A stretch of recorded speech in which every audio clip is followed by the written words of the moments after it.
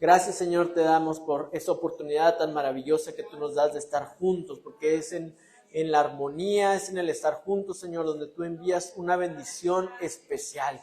Gracias, Señor, te damos y nos disponemos en esta hora. Queremos abrir nuestro corazón, nuestros oídos a lo que tú quieres hablar, que tu palabra, Señor, sea la que habla a nuestro corazón. Oramos por los niños, los bendecimos. Te doy gracias por la vida de los maestros, Señor, que se disponen a servirlos. Úsalos para tu honra y tu gloria, para tocar esas vidas, Señor, y que puedan ellos también dar testimonio de lo que tú has hecho. En tu nombre precioso te doy gracias. Amén y amén. Amén. Entonces pueden pasar los niños allá a su salón de clases. Está muy calentito allá. Tienen su calentoncito ya en su salón nuevo, gracias a Dios. Y bien, hermanos, como saben, y si no lo saben, los regañamos. Así que estamos por tener el concierto, prácticamente estamos a una semana del concierto, y estos conciertos pues ha sido un tiempo de preparación. Está haciendo, cuento no lo tenía tan presente, pero el año que entra cumplimos 20 años haciendo conciertos. Entonces han sido 20 años casi, porque hubo tres años que no se hizo concierto, pero prácticamente desde hace 20 años la temporada navideña tiene un significado diferente. Y yo le doy gracias a Dios porque estos conciertos, el tiempo de preparación, incluso los nervios, incluso todo el estrés que se viene porque faltan cosas, porque esto hay que alistarlo y aquí y allá, todo eso trae a mi corazón el mensaje de la Navidad. Y qué importante es, hermanos, que nos preparemos, que aprovechemos. Mire, cuando uno no está involucrado en algo, cuando uno no, las personas que no asisten a una iglesia, diciembre, ¿qué es? Es un mes de mucho correr, es un puro tráfico, son reuniones, algunos para ellos es ver a gente que no quieren ver en la familia, es tan triste.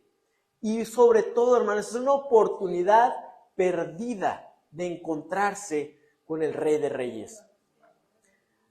En el Evangelio de Juan, si me acompañan leyendo en el capítulo 1 y versículo 6.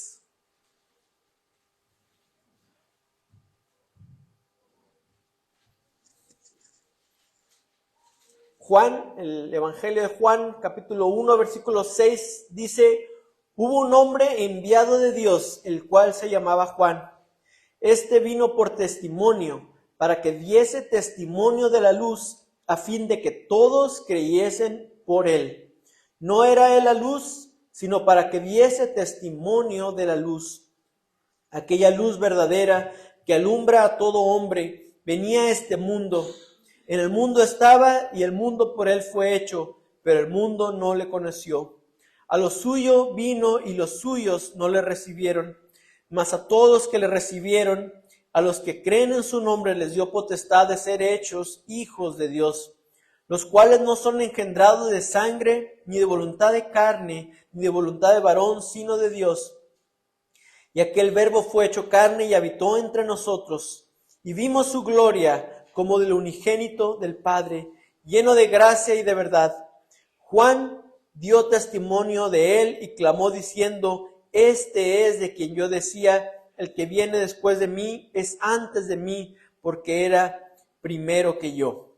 Yo quería compartir, hermanos, porque durante estos meses que hemos estado preparándolo el concierto y estos meses que nos ponen a reflexionar mucho, y les cuento que para mí todo esto de empezar con el concierto navideño no empieza con los ensayos de coro. Yo por ahí de enero, febrero, más tardar, tengo que estar sacando fecha en el teatro. Entonces ya desde ahí, oiga, ¿qué fecha hay en el teatro? Y que cuando empiezan las vacaciones, y desde ahí empieza. Y luego después hay que buscar la música navideña. Y ahí me tienen a mí como por marzo, abril, escuchando un montón de música navideña. A ver cuál vamos a escoger. Y luego ya que se escoge, pues hay que traducirla. Y está uno dándole vueltas. viendo y escuchando ideas que hablan acerca de la Navidad y viendo cómo traducirlas, que casquen con la música, que lleven el mensaje, que sean fieles a lo que el cantante o el arreglista quiso poner ahí. Y entonces, de alguna manera, gracias a Dios, este concierto me tiene meditando y considerando la Navidad buena parte del año. No voy a decir que toda, pero sí una buena parte. Pero hay algo especial con estas fechas. Y yo lo quería comentar, hermanos, porque a veces es muy fácil que nosotros desestimamos la temporada. Y hay muchas razones, y déjeme decirle que en la Biblia no dice por ningún lado que Jesús nació el 25 de diciembre, pero tampoco dice cuándo nació. Entonces, si nosotros nos pusimos todos de acuerdo en el diciembre, tomar esta temporada para recordar, para meditar en nuestro corazón y agradecer porque Él vino, vamos a aprovechar, hermanos. Podemos todo el año estar meditando, pero esta temporada es especial. Esta temporada todo el mundo de alguna manera sí nos estorba, pero de otra manera también nos ayuda, nos recuerda. El escuchar música navideña, el pensar, el tener esos días libres. ¿Qué vamos a hacer con esos días libres? ¿Qué vas a hacer tú con los días que vas a tener libre? A mí es una pregunta que me gusta hacerle a mis alumnos, ¿verdad? Ya acercándose las fechas de diciembre, ¿qué te gusta hacer?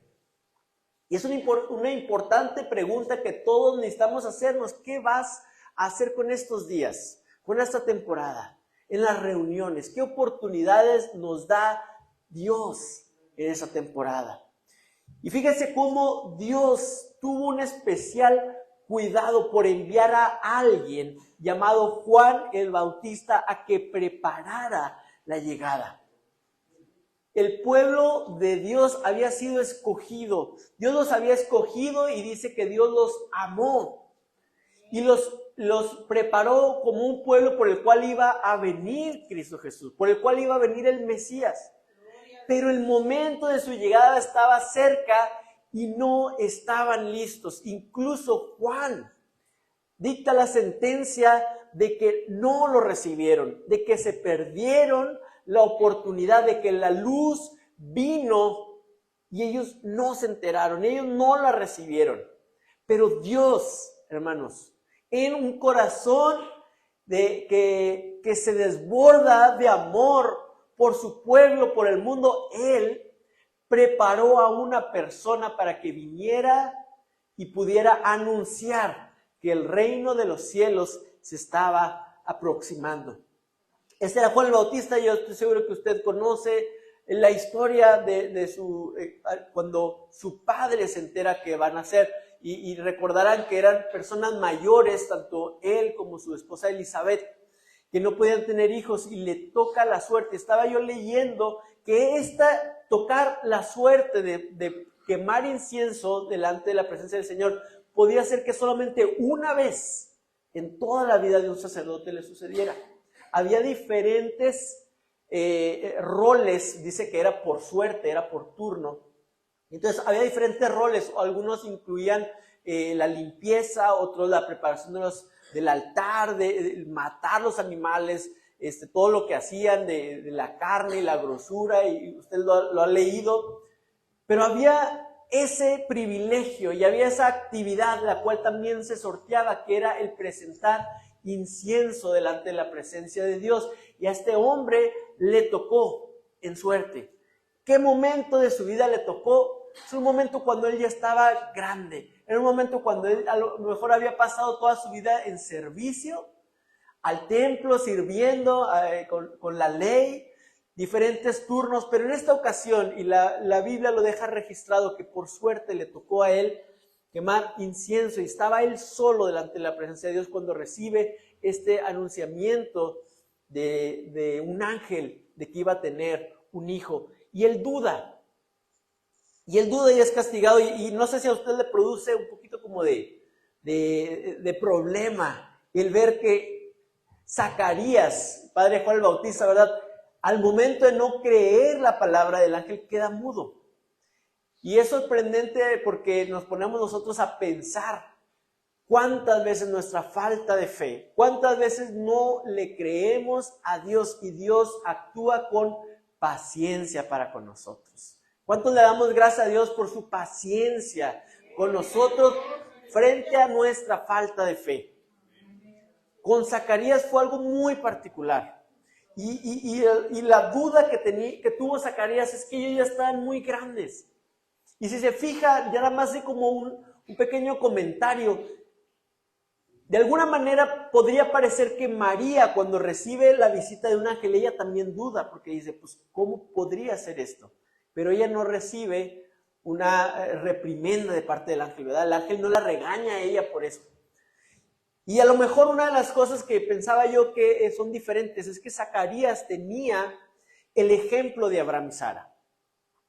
Él pudo, y seguramente era algo que él tenía presente durante su vida, una vida donde realmente ser estériles como matrimonio, como familia, era algo muy fuerte, no era lo mismo que es ahora, era algo muy fuerte, era algo que los marcaba.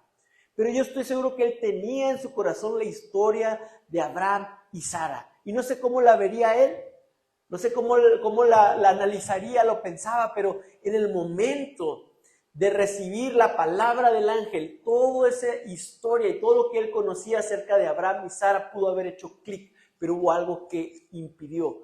Hubo una falta de fe muy particular que no le permitió recordar esa historia y creer en el poder de Dios. Y entonces, de ahí viene Juan el Bautista. Juan el Bautista dice el libro de Isaías, que había de venir una voz que clamara en el desierto, y ese es Juan el Bautista.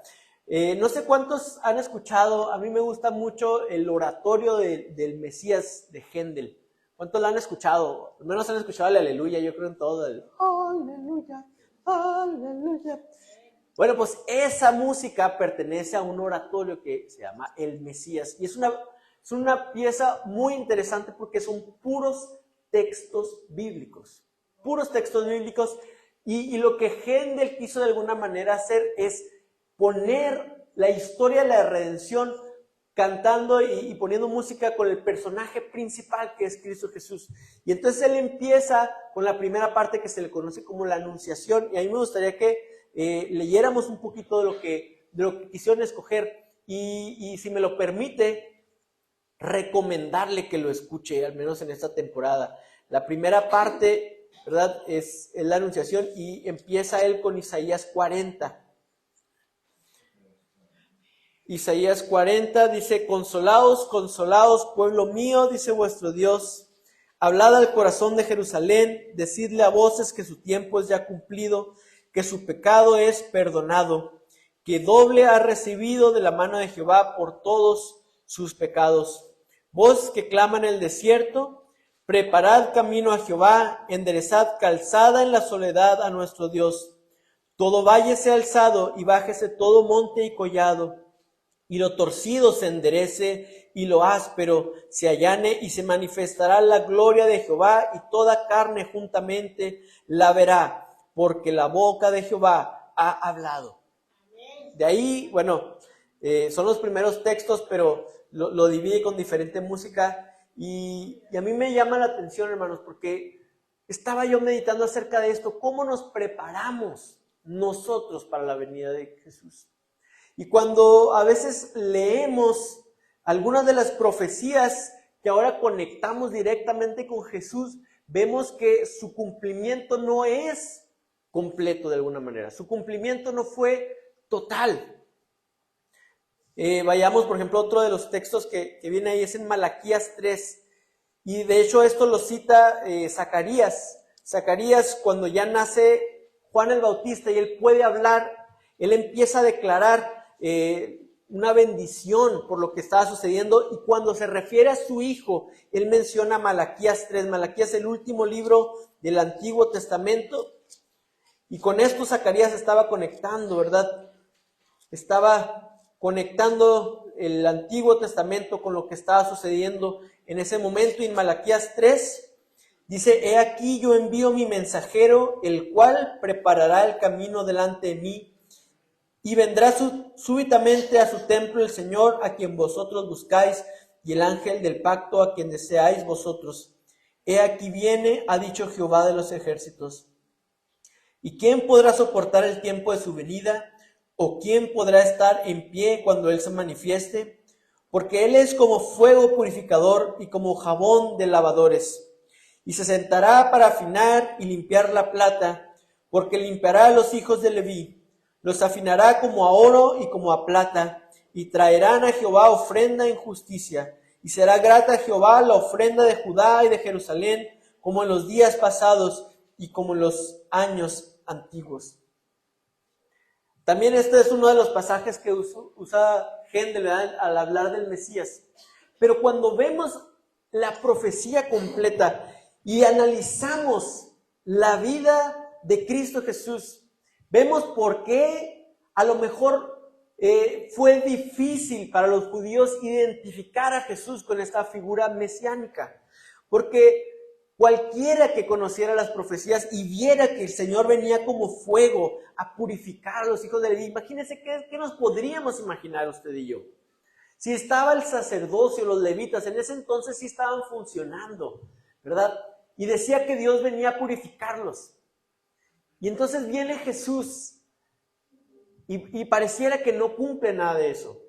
Y entonces la preparación de Juan el Bautista, ¿en dónde queda? Porque él dice el reino de los cielos y la idea que ellos tenían del reino acercándose, y la idea que ellos tenían de cómo iba a obrar el Mesías, no coincide exactamente, ¿verdad?, con cómo Jesús anduvo aquí.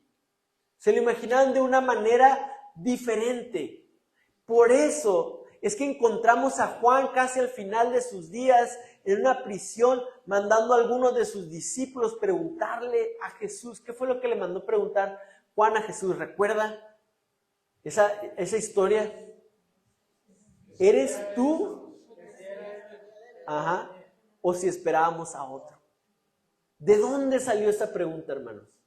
¿De dónde surge la duda en Juan el Bautista, de cuál se había profetizado? Y dice que Juan el Bautista tenía el espíritu de Elías. Y el espíritu de Elías, bueno, lo menciona igual Malaquías, que habría de traer el corazón, hacer volver el corazón de los padres hacia los hijos y de los hijos hacia los padres.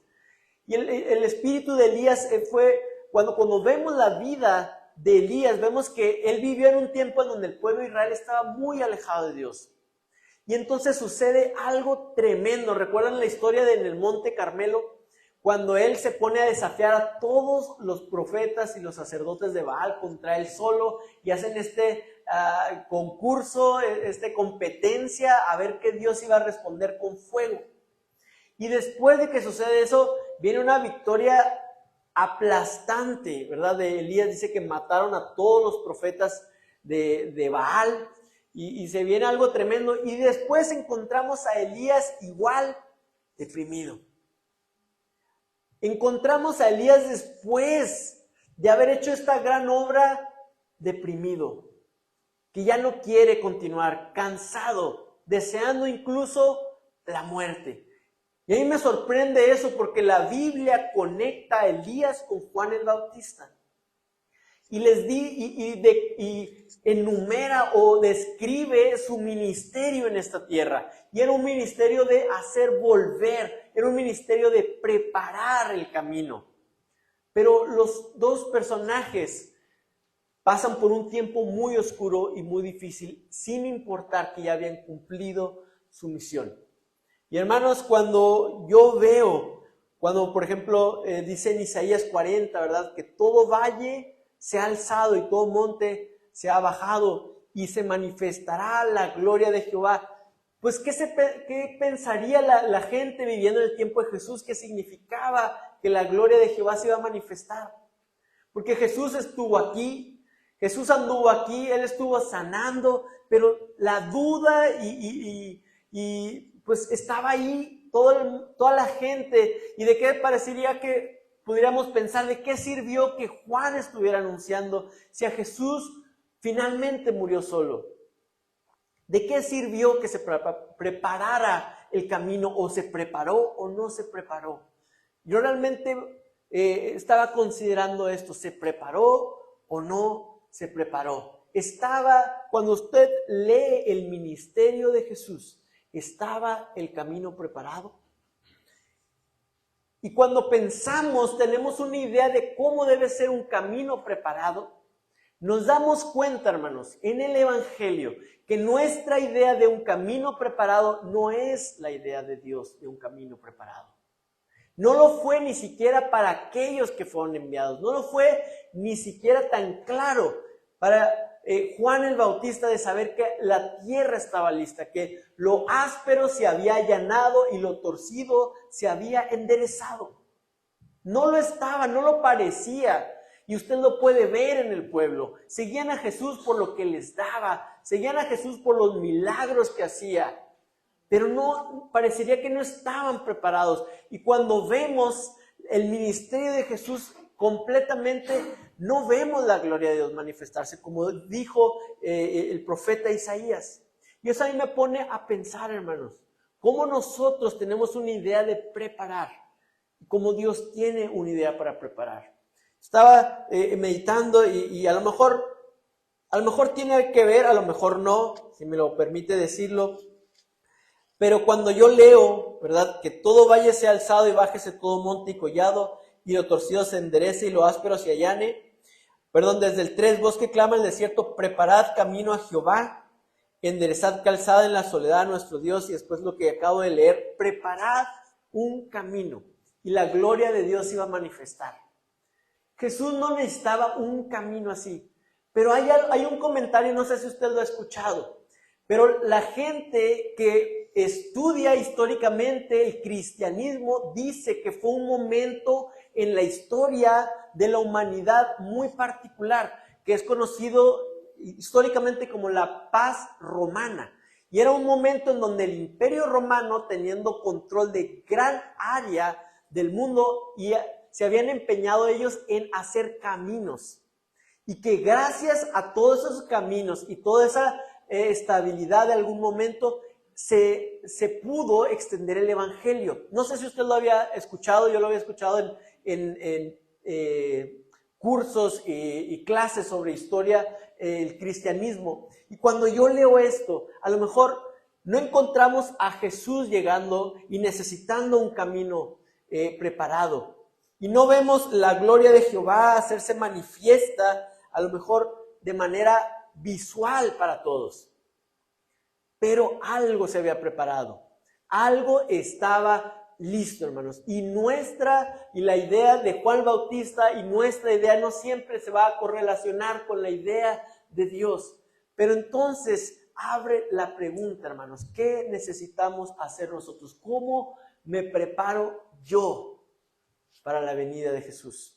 ¿Cómo me preparo yo para recibir en esa temporada un poco más de la gloria de Dios en mi vida? Y hermanos, cuando veo yo cómo Juan el Bautista, cómo Elías, fueron personas que independientemente de lo que habían logrado, ellos cayeron en esa depresión, en ese lugar oscuro, en esa duda tan fuerte. Me pongo a pensar, hermanos, cuántas veces nosotros estamos tratando con nuestra fuerza de aplanar lo áspero, ¿verdad? ¿Cuántas veces estamos tratando de rellenar valles? Nos encontramos a nosotros mismos tratando ahí de rellenar valles, de los lugares profundos, ahí llenarlos de tierra, y a veces los montes andamos viendo cómo los podemos quitar con nuestra fuerza. Y el Evangelio, hermanos, el Evangelio de Cristo Jesús, cuando lo vemos y lo entendemos, nos damos cuenta que Él fue el que preparó el camino, que fue Él, que no fuimos nosotros, que no fue que el pueblo estuviera listo, no fue que la tierra estuviera dispuesta. Él hizo la obra. Lo más difícil que se tenía que hacer, Él lo hizo. Y entonces estamos nosotros, hermanos, preparándonos para una temporada navideña más y pensando que tenemos que arreglar nuestra vida y pensando que nuestra familia tiene que estar en perfectas, todas las relaciones, ¿verdad?, perfectas, y creemos que nosotros tenemos que encontrar la manera de encontrar el regalo perfecto, y tenemos que la casa esté bien y que esto y que el otro, y muchas maneras estamos trabajando en preparar, pero no nos damos cuenta que Dios es el que se ha acercado. No nos damos a veces cuenta de que Dios es el que se encarga de levantar todo valle y de bajar todo monte. Y esa responsabilidad no nos queda a nosotros. Dios colabora con nosotros y el Espíritu de Dios va a hablar a nuestros corazones y nos va a mostrar aquello que está torcido, aquello que está áspero, pero nosotros podemos ver la obra del Espíritu Santo y ser testigos. ¿Cuál es la mejor manera que podemos prepararnos? No es tratando de perfeccionar nuestra vida, no es tratando de dejar todo así planito y lisito y bonito, porque no estaban así las cosas cuando Jesús vino. Cuando Jesús vino, la tierra no estaba lista, no había ni siquiera un lugar esperándolo. No había un cuarto, no había un hospital, no había unas parteras, no había nada esperándolo. Pero el tiempo había llegado. Y Dios cumple su palabra y Dios es fiel a lo que Él prometió. Y en esa confianza usted y yo podemos no afanarnos por preparar, no afanarnos porque nuestra casa esté de cierta manera, no afanarnos porque esté todo listo. Podemos agradecer, hermanos, que Dios es fiel a su palabra. Podemos agradecer que Dios hace todas las cosas, que Dios es el principal interesado en que todo esté listo y que Él va a mandar a su Espíritu Santo a hablarnos y poner el dedo y dar la gracia.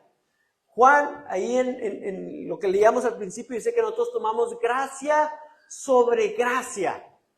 Piénselo, gracia sobre gracia. Es la gracia de Dios poniendo su dedo en lo que necesitamos cambiar y una gracia sobre esa gracia para poder hacer lo que nos toca, lo que nos corresponde. Pero su Espíritu Santo está obrando, hermanos. Podemos nosotros soltar todas estas expectativas, todas estas locuras que tenemos en la mente acerca de lo que es una Navidad, el comercial Coca-Cola, ¿verdad? Y pensamos que si no es así nuestra reunión, si no es así como lo vemos en los comerciales, entonces no se está cumpliendo, no, nos quedó mal. Pero estamos tan afanados en preparar, estamos tan afanados en que las cosas estén de una manera que nosotros pensamos, y viene Dios de una manera que no nos imaginábamos. Y viene Dios y nos sorprende en su llegada. Y nosotros podemos hoy estar aquí hablando acerca de todas las cosas que necesitaríamos hacer para recibir. Que necesitaríamos nosotros cumplir una lista y ir palomeando todo lo que necesitamos hacer para poder recibir a Cristo, para poder recibirlo, para poder hacerlo. Y no nos damos cuenta que el Señor llega cuando menos lo esperamos. El Señor llega en su momento, que el Señor no necesita tu corazón que parezca un hotel 5 estrellas. Él ya nos dio un ejemplo. Él ya nos mostró que aún un pesebre, pero que se abre, es lo que Él necesita para llegar y nacer en Él. Nosotros, hermanos, tenemos que hemos recibido su Espíritu Santo, que nosotros que hemos recibido su salvación, podemos estar agradecidos. Esta temporada navideña, no nos desgastemos en las cosas que no valen la pena. Si algo podemos aprovechar todo este mes, la semana de Navidad, el fin de semana, porque en 15 días vamos a estar aquí en este lugar con el favor de Dios, y la mitad vamos a estar pensando en lo que vamos a comer y la otra mitad va a estar pensando en lo que tienen que preparar. Esperemos ahí que esté bastante mixto los grupos. Pero hermanos, ¿cómo podemos aprovechar esa temporada sin que se nos vaya? ¿Cómo podemos aprovechar estos tiempos considerando todo lo que el Señor ha hecho? Considerando que Él hizo todo, hermanos. Que no es que yo tengo que preparar para que Él venga, sino que Él ya vino y ha preparado todo. La responsabilidad del hombre no es preparar. La responsabilidad del hombre es que ha recibido al Señor. Y cuando tú has recibido al Señor, entonces el privilegio no es precisamente que Él venga. El privilegio es que todas las cosas se alisan, todas las cosas se preparan, todas las cosas empiezan a tomar sentido y a caer en su lugar. Entonces, la responsabilidad del hombre y su privilegio, ¿verdad? La responsabilidad del hombre no es preparar todo para que Dios venga y entonces Dios viene como una recompensa, sino que la responsabilidad es que Él ya vino, hermanos. Y el privilegio es que todas las cosas obran para bien, que todas las cosas se preparan. Y entonces entendemos, hermanos, el Evangelio de una manera diferente. Podemos verlo y entender, y a mí me gustaría que como iglesia pudiéramos considerar y pudiéramos agradecer a Dios que Él ya vino. Pudiéramos agradecer que Él nos dio un ejemplo de cómo Él está esperando y qué es lo que necesita para nacer. Qué tan pocas cosas. Él realmente se humilló para estar con nosotros. ¿Qué otra cosa podríamos pedirle al Señor? ¿Qué otra cosa podríamos demandar de esa temporada? Si lo más grande, si lo más difícil, Él ya lo ha hecho. Todo lo demás, hermanos, es ganancia. La reunión, su reunión familiar, como vaya a estar, es ganancia porque Cristo Jesús ya vino. Su estado de ánimo en esta temporada ya es ganancia como sea que esté porque Jesús ya vino. No es necesario que usted esté en cierto estado emocional para recibir algo de Dios. Dios ya vino. Y Él trae consigo, hermanos, todas las cosas para hacerlas, ponerlas en orden. Que podamos pedirle al Señor este agradecimiento, esta consideración en nuestro corazón para recibir esa temporada, hermanos. Que no la desaprovechemos en estar queriendo perfeccionar todo. Que no la desaprovechemos queriendo tener todo listo en base a nuestras expectativas o nuestras ideas, sino que aceptemos de Dios todo lo que viene, porque lo más difícil Él ya lo ha hecho, que fue venir a este mundo por nosotros.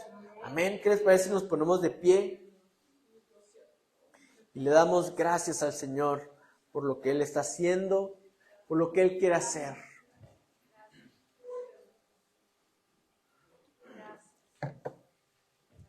Gracias, Señor. Gracias porque tú ya has preparado todo, porque tú ya lo has hecho, Señor. Ahora nosotros nos toca ver tu mano, entender que todas las cosas que nos suceden, Señor, son conforme a tu propósito para nuestra vida y que a través de ellas aprendemos, que a través de ellas crecemos, que si son cosas difíciles, que si son dificultades, Señor, ellas nos enseñan y nos acercan más a ti. Ninguna de esas circunstancias difíciles es capaz de separarnos de tu amor, oh Dios. No hay valle, no hay monte que nos pueda separar de tu amor. No hay valle demasiado profundo que necesite ser rellenado para que tú vengas, ni monte demasiado alto que necesite ser tumbado, Señor, para que tú vengas, porque tú ya viniste. Tú ya estás, Señor, disponible. Tú dijiste, estoy a la puerta y llamo para cualquiera que abra su corazón. En esta hora queremos reconocer y decirte, Señor, en mi vida yo quiero verte cada momento. Si vienen momentos alegres, quiero estar agradecido por ellos. Si vienen momentos tristes, quiero ver tu mano y sentir tu abrazo, sentir tu presencia en ello. Porque lo más difícil, Señor, tú ya lo hiciste. Lo que requería de mayor preparación, lo que nosotros no podíamos hacer, tú ya lo has hecho. Gracias, Señor, te damos. Gracias. Amén.